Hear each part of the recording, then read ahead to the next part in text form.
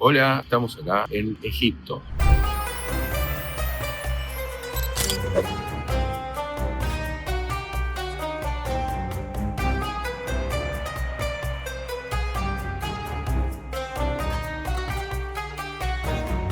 Vinimos por unos días a conocer un poco lo que era la economía de Egipto. La verdad es que se nos dificultó encontrar economistas locales y se nos dificultó mucho encontrar datos de Egipto. Hay muy poca información, sobre todo de décadas anteriores, con respecto al desarrollo de la economía, pero algo pudimos hacer, así que acá te traje alguna información sobre Egipto que puede ser interesante. Primero, los datos actuales. Vamos a arrancar de la actualidad. Ya más o menos el PBI per cápita en $3.500 al año. O sea, es que no creo que el PBI per cápita sea el mejor indicador del progreso, ¿no?, de una sociedad. Tiene bastantes dificultades, básicamente porque no habla acerca de la distribución. El PBI per cápita es el PBI total dividido la población que hay. Por ende, puede no estar hablándonos del bienestar de la sociedad. Pero es un indicador para tener como referencia desde ya, ¿no? Es el indicador, de hecho, más usado. Pero lo que sí podemos ver es que hay un salario promedio que ronda los $200. De hecho, el salario mínimo está un poco por debajo de esos $200.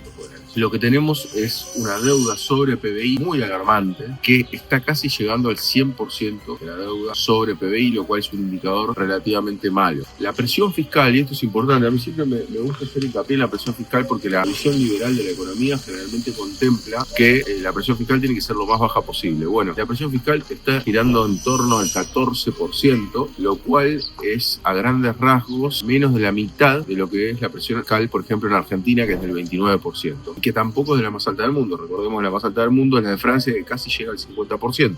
En definitiva, esta presión fiscal es relativamente baja y es baja desde hace muchos años, a partir de la liberalización de la economía. Y el IVA, la tasa general de IVA es del 14%, lo cual también es comparativamente baja. Lo que tenemos también que me pareció interesante es la calificación de riesgo de Egipto. Tiene una buena calificación de riesgo comparado históricamente con Argentina, que gira entre 500 y 700 puntos, lo cual es una calificación de riesgo baja. Y a su vez tiene distintas actividades, sobre todo vinculadas con el petróleo, pero fundamentalmente la actividad principal es la del turismo, que representa casi el 12% del PBI, lo cual es muchísimo. De hecho, acá estamos en Giza, que es justamente donde están las pirámides. Bueno, después algunos datos adicionales. La balanza comercial es estructuralmente negativa. Más o menos el 10% de su PBI son exportaciones y el 20% de su PBI son importaciones. Por ende, tenemos un desbalance comercial de aproximadamente un 10% del PBI, lo cual es desde ya alto. Lo que me parece importante destacar, para que se entienda qué fue lo que pasó en Egipto desde una perspectiva histórica, aunque sea en forma resumida, es que tuvieron un gobierno que se llamó el de Nasser, del 54 al 70. A partir de este gobierno, justamente fue parte de los no alineados, o sea, la tercera posición, o sea, no estaba ni con la URSS ni con Estados Unidos, y ha sido un nacionalismo local, el cual podemos encontrar cierta vinculación con el peronismo en Argentina, vamos a decirlo así, que justamente una de las primeras medidas que tomó fue la nacionalización del canal de Suez. Básicamente transcurre por este canal el 12% del comercio mundial. Por ende, es de suma importancia, ya que permite la conexión entre Asia y Europa de forma más corta.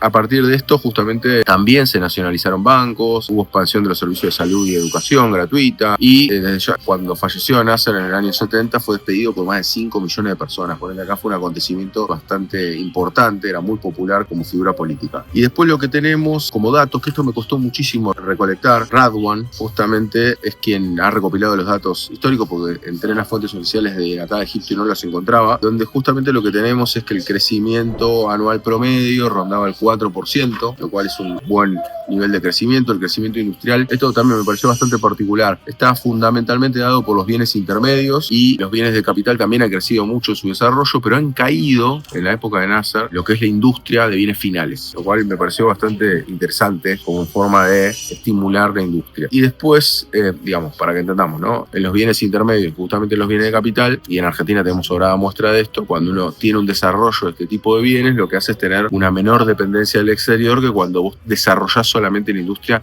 de consumo final. Solamente desarrollar la industria de consumo final, lo que haces es que podés traer todos estos insumos, tanto los bienes intermedios como los bienes de capital, del exterior, y eso te trae un problema de balanza comercial, ¿no?, a medida que vas creciendo, desarrollando esa industria. En este caso, arrancaron justamente por los bienes intermedios y por los bienes de capital, lo cual en principio es una visión de largo plazo, y es una visión que, a mi modo de ver, es la que a largo plazo te va a traer una mayor prosperidad, ¿no? El 50% de la inversión industrial venía de parte del Estado, y a su vez, previo a la década de 70, a la época de Nasser, la pobreza giraba en torno torno al 17%, siendo que aumentó a más del 28% post-Nasser. Y prácticamente se fue un país sin problemas de deuda, lo cual claramente es un contraste con lo que vamos a ver ahora brevemente, lo que pasó del 70 en adelante, que fue una época liberal hasta la actualidad, en la cual básicamente se dan grandes privatizaciones, un incentivo muy grande a las inversiones extranjeras directas, una liberalización casi total del comercio, y lo que tenemos es un alineamiento también total con respecto a Estados Unidos, a diferencia de lo que habíamos dicho antes de la tercera posición, en la cual no se alineaba ni con Estados Unidos ni con la URSS. En los 80 ya empieza a aparecer la figura del FMI,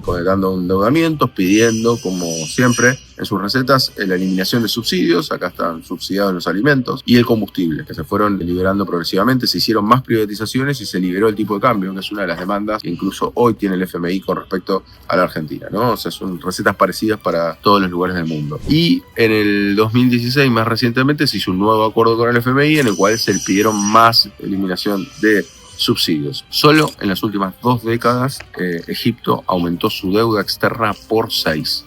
Solamente en las últimas 2 décadas. Y la inflación actualmente está girando entre el 20 y el 30%, con lo cual históricamente no es un nivel de inflación demasiado alto. Y también se va dando un crecimiento económico. Ellos tienen crecimiento económico en los últimos años también, que giran en torno al 3-4%, lo cual es un buen crecimiento económico, es un nivel de inflación comparativamente con Argentina bajo, y también tienen problemas importantes con lo que es la guerra en Medio Oriente, la cual ya sabemos que trae múltiples conflictos, y en la cual Egipto funciona como aliada de Estados Unidos. Y después lo que se puede ver en general, tanto en Giza como en el Cairo, son ciudades realmente caóticas, la infraestructura se nota que está muy venida abajo. Básicamente lo que estamos diciendo es más de 50 años de liberalismo comercial para que en realidad no haya progreso, sino pareciera que todo lo contrario. Es un país que justamente se ha volcado hacia recetas liberales, en la cual por lo menos acá no se ven a grandes rasgos esos resultados. De nuevo, tenemos una inflación relativamente controlada, tenemos crecimiento económico, pero eso no se vuelca